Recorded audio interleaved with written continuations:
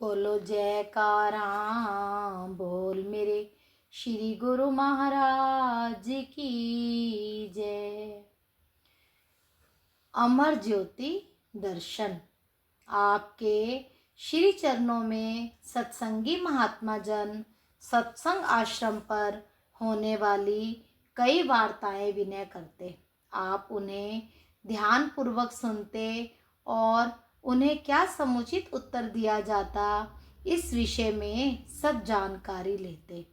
एक बार महात्मा परम विवेकानंद जी सिंधी श्रीमान जी से कहा कि आपके आश्रम पर भी कभी कोई घटना घटित हुई है। उन्होंने उत्तर दिया, जी स्वामी जी, एक बार सूरत शहर में बने सत्संग आश्रम में यह सत्संग कर रहा था कि मानुष जन्म का लक्ष्य क्या है और सत्संग में आकर मनुष्य कैसे अपनी उन्नति कर सकता है। श्री रामचरितमानस की इस चौपाई को दोहराया। चौपाई। मंजन फल पेखई तत्काला, काक होई पिक बकऊ मराला। सुनी आज रज करे जन कोई, सतसंगति महिमा नहीं गोई। अर्थार्थ संत समाज रूपी तीर्थराज में स्नान का फल तत्काल ऐसा देखने में आता है कि कौवे कोयल बन जाते हैं और बगुले हंस। यह सुनकर कोई आश्चर्य ना करे, क्योंकि सत्संग की महिमा किसी से छुपी हुई नहीं है। यह प्रत्यक्ष है कि महापुरुषों के सत्संग का फल अमोघ है। सत्संग में आकर जीव की काया और मति सब पलट जाती है। सत्संग के प्रभाव से जीव के अंदर जागृति पैदा हो जाती है और उसे असलियत का ज्ञान हो जाता है। सत्य व असत्य का विवेक हो जाता है। एक व्यक्ति ने जब इस सत्संग को सुना तो वह दूसरे दिन अपने घर से एक भैंसा ले आया और कहने लगा, महात्मा जी, आपने सत्संग में कल कहा था कि सत्संग सरोवर में गोता लगाने से काया पलट जाती है। कृपया मेरे इस भैंसे को भैंस बना दीजिए। हमने उत्तर दिया, हाँ भाई, काया अवश्य पलटती है, परंतु उसके लिए पहले सत्संग में आकर उसके यथार्थ सत्य को समझने की जरूरत है। यदि तुम काया पलटना ही चाहते हो तो हमारे साथ श्री आनंदपुर में चलो। वहाँ की धरती के कण कण में जीव के मन की दशा को पलटने का अनोखा ढंग है। पहले श्री आनंदपुर दरबार के इस आश्रम में आकर सेवा करो, महापुरुषों के बताए हुए नाम का सुमिरन करो। उन्हें स्वयं ही जान जाओगे कि कैसे शीघ्र अतिशीघ्र मन से माया का आवरण दूर होता है और काया पलट जाती। कौवा हर समय काय काय करता है, जिसकी भाषा किसी को भी पसंद नहीं। वह हमेशा गंदगी में ही चोंच मारता है, जबकि कोयल अमराइयों पर झूलती हुई आमों के मीठे रस का आस्वादन करती हुई मीठे राग अलापती है और उसका राग सबके मन को मोह लेता है। बगुला घृणित वस्तु मछली एवं कीट आदि का भक्षण करता है, जबकि हंस मानसरोवर से मोती चुन चुन कर खाते हैं। इसी प्रकार सत्संग के प्रभाव से मनुष्य की प्रवृत्ति भी कोयल और हंस जैसी बन जाती है। पहले उसके अंदर विषय विकारों के निम्न ख्याल भरे हुए होते हैं, परंतु सत्संग में आकर वह भक्ति रूपी मोती एकत्र करने लगता है। प्रभु उस व्यक्ति पर इस सत्संग का ऐसा अद्भुत प्रभाव पड़ा कि वह नित्य प्रति आश्रम में आकर झाड़ू लगाता, वह अन्य जो भी सेवा उसे मिलती वह उसे बहुत श्रद्धा भाव से करने लगा। यह वृतांत सुनाकर महात्मा जी ने श्री चरणों में शीश झुकाया और महाप्रभु जी ने उन्हें आशीर्वाद प्रदान किया। कुछ समय पश्चात वह व्यक्ति महात्मा जी के साथ पर्व पर श्री आनंदपुर में आया और श्री आनंदपुर की धूलि ने उसके अंतर्मन में ऐसी ज्ञान की रोशनी भर दी कि उसके अंदर एक नया एहसास, नई स्फूर्ति उत्पन्न हो गई। थोड़ी देर पश्चात वह श्री दर्शन हेतु हाल कमरे में पहुंचा। वहां बैठे महात्मा जन एवं गुरुमुखों के चेहरे उसके दिल दर्पण में एक विशेष भक्ति का प्रतिबिंब बनकर उतर गए। श्री सद्गुरुदेव जी महाराज के तेजोमयी नूरानी श्री दर्शन करते ही उसकी अंतरात्मा दिव्य आनंद के महासागर में डुबकियां लगाने लगी। सत्संग प्रवचनों ने तो जैसे उसके जन्मों के बंद कपाट खोल दिए। सत्संग की समाप्ति के पश्चात वह जब मत्था टेकने श्री चरणों में उपस्थित हुआ तो आपने सहज ही फरमाया कि आओ भक्त जी, क्या हाल है। उसने क्षमा मांगते हुए विनय की, प्रभु सचमुच ही आपने हम अज्ञानी जीवों के कल्याण के लिए हर जगह सत्संग आश्रम बना दिए हैं। महापुरुषों के उपकारों का ऋण नहीं चुकाया जा सकता। यहाँ आकर जो आत्मिक सुख मिलता है उसकी महक से अंतर्मन प्रफुल्लित हो जाता है, जीव की काया भी पलट जाती है। यहाँ के शांतमय वातावरण में आकर पुनः बाहर जाने को मन नहीं करता। यह मेरी अज्ञानता और भूल थी जो मैंने भैंसा लाकर उसे भैंस बनाने के लिए महात्मा जी को कहा। श्री प्रभु जी ने महात्मा जी से उस भक्त के विषय में सारा वृतांत पूछा। श्री वचन हुए, भक्त जी, यह सब सत्संग की महिमा व प्रताप है। जीव के कई जन्मों के पुण्य एकत्र होने पर उसे सत्संग की प्राप्ति होती है। माया का पर्दा दूर हो जाता है, परंतु असलियत का ज्ञान होने पर जीव स्वयं ही सत्य को अनुभव करने लगता है। बताओ अब तुम्हें क्या चाहिए। उसने पुनः विनय की, महाराज जी, मेरी बुद्धि सीमित है। जिस वस्तु को प्राप्त कर सच्चा लाभ मिल सके मुझे कृपा करके वही प्रदान कीजिए। श्री प्रभु जी ने मुस्कुराते हुए उसे आशीर्वाद दिया। उस पर कृपा दृष्टि करते हुए फरमाया कि भक्ति करो, भजन सुमिरन करो, सेवा करो, सत्संग में मन लगाओ, यही मनुष्य जीवन की अपनी पूंजी है। भक्त जी, आपने सहज में ही अपने भोलेपन से वह विशेष वस्तु प्राप्त कर ली जिसे कई वर्षों की तपस्या के पश्चात भी नहीं पाया जा सकता। श्री सद्गुरुदेव जी महाराज से अनमोल वचनों की दात को पाकर और भक्ति के गहन रहस्यों का भेद जानकर वह भक्त हृदय से आभार प्रकट करता हुआ अपने भाग्यों की सराहना करने लगा। आपने एक बार पर्व पर श्री वचन फरमाए, मानुष जन्म जीव को पूर्व पुण्य संचित कर्मों से मिलता है। सौभाग्य से सत्पुरुषों के सत्संग में आने से उसे ज्ञान की रोशनी मिलती है। इससे वह अपने सर्वश्रेष्ठ मानव जीवन के महत्व और उद्देश्य को जानता है। महापुरुष सदैव यही चिताते हैं कि संसार में दुख सुख हानि लाभ मान सम्मान आदि कर्मानुसार ही मिलते हैं।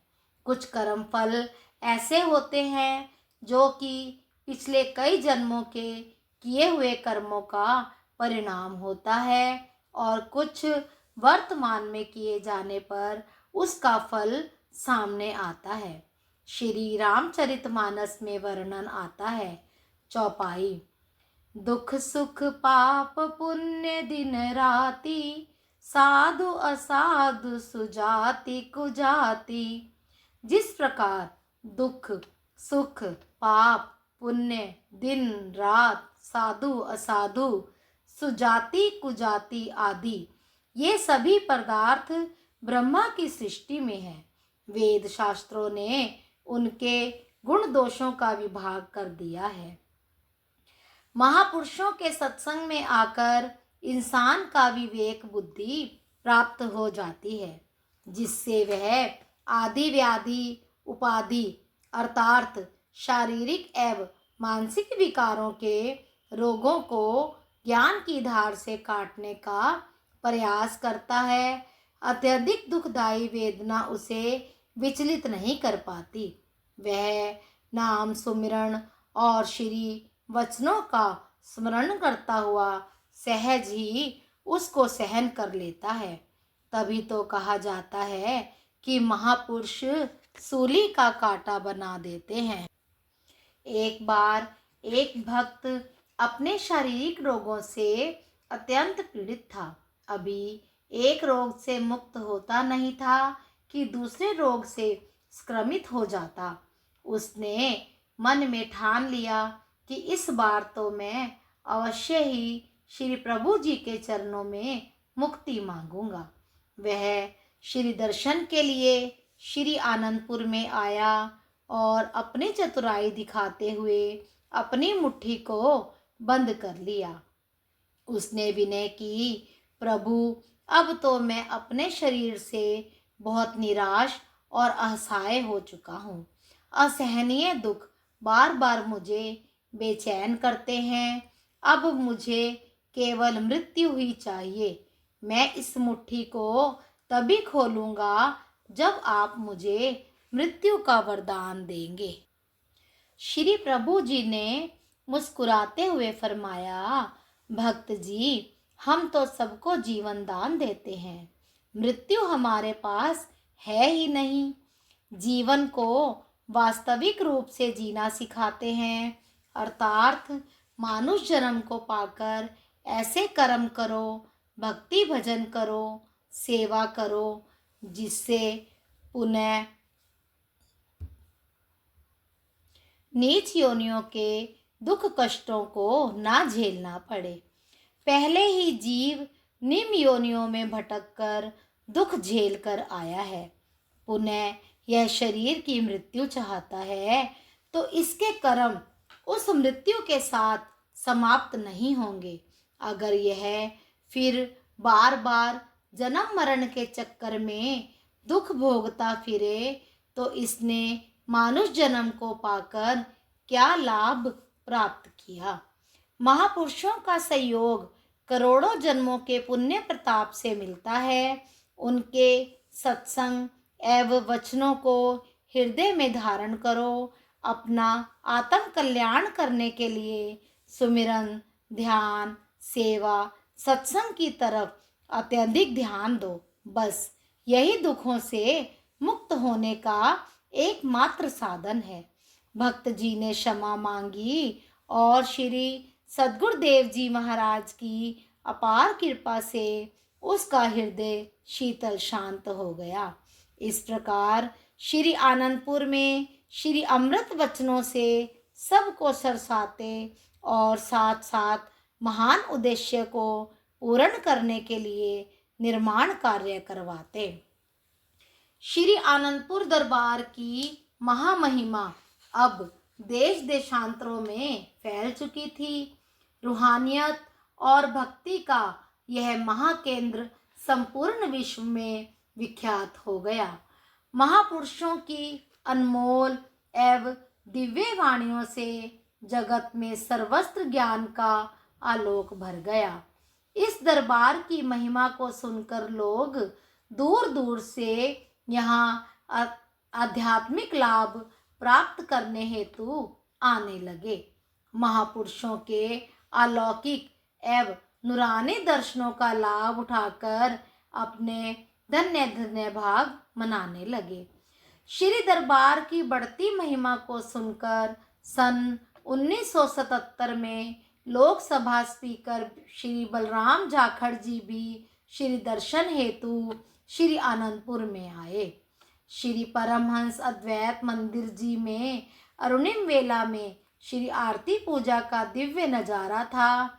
श्री प्रभु जी के दाईं बाईं और सन्यासी वस्त्रों में महात्मा जन व बाई जन बैठे थे और सामने सफ़ेद वस्त्र धारण कर सभी भक्त व भक्तानियाँ अपनी अपनी तरफ बैठकर श्री दर्शन अमृत रस का पान करते हुए भाव विभोर हो श्री आरती पूजा के पद गायन कर रहे थे।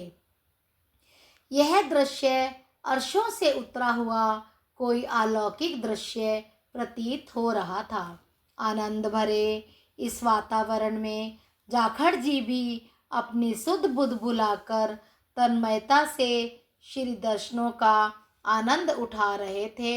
आत्मा भक्ति का रस का आस्वादन कर तृप्त हो रही थी। श्री आरती पूजा के कार्यक्रम के पश्चात उनकी भेंट कुछ महात्मा जनों से हुई जो सेवा में संलग्न थे। उन्होंने एक महात्मा जी से पूछा कि आप इतनी तत्परता से सेवा में जुटे हुए हैं, क्या आपको कोई वेतन भी मिलता है? उनमें से एक महात्मा जी ने कहा, इस दरबार में निष्काम कर्म योग का पाठ पढ़ाया जाता है। हम सब यहाँ निष्काम सेवा करते हैं। हमें जो वेतन मिलता है वह दुनिया में किसी को भी नहीं मिलता होगा।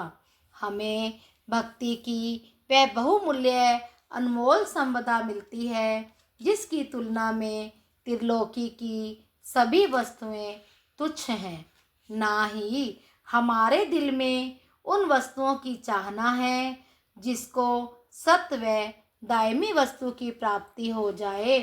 वह भला क्यों कर असत्य वस्तुओं की चाहना करे। उनके इस प्रकार के भक्ति से पूर्ण विचारों को सुनकर वह बहुत प्रभावित हुए और श्री दरबार की भूरी भूरी प्रशंसा करने लगे। श्री आनंदपुर का काम निपटाकर वह सुखपुर अस्पताल में पहुँचे। सुखपुर में सेवा करने वाले डॉक्टरों और नर्सों के प्रसन्नचित्त चेहरे और उनके द्वारा रोगियों के साथ किए जाने वाले सद्व्यवहार को देखकर वे आश्चर्यचकित रह गए। प्रसन्न मुद्रा में उन्होंने एक मरीज से पूछा, यहाँ तुम्हें कोई कष्ट या कठिनाई तो नहीं होती?